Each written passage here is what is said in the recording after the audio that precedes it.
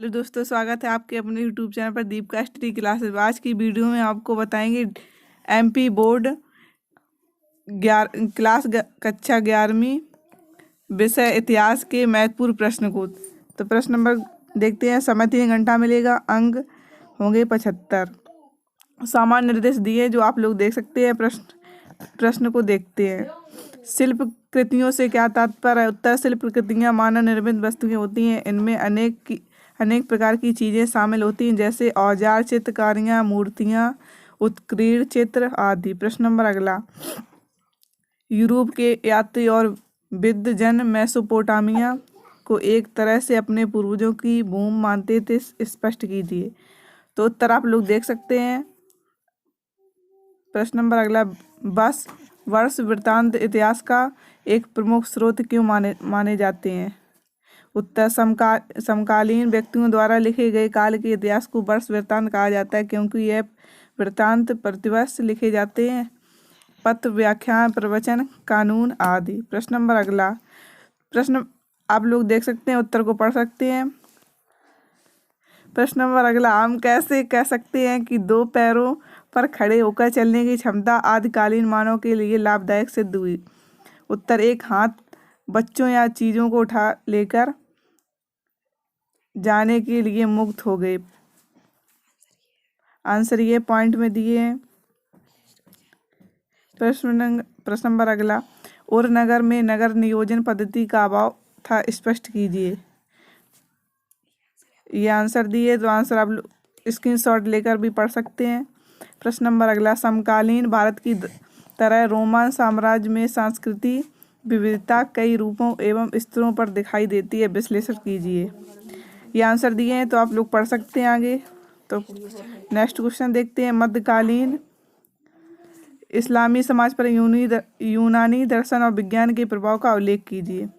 तो आंसर ये दिया है इसका। प्रश्न नंबर अगला देखते हैं। मंगोलों के इतिहास को जानने के साधन कौन से हैं, स्पष्ट कीजिए। प्रश्न नंबर अगला देखते हैं। अगला, मेसोपोटामिया की भौगोलिक अवस्था वर्णन कीजिए। प्रश्न नंबर अगला देखते हैं।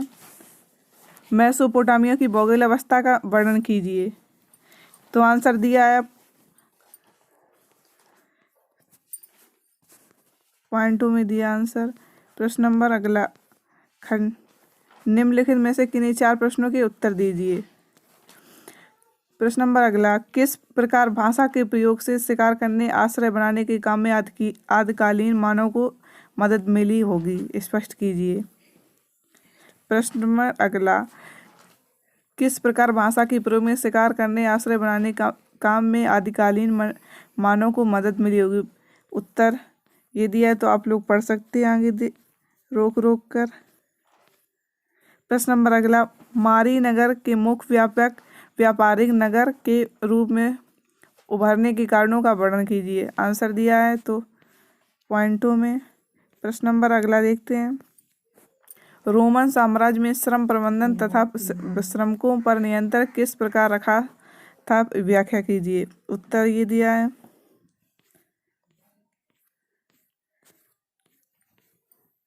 प्रश्न नंबर अगला।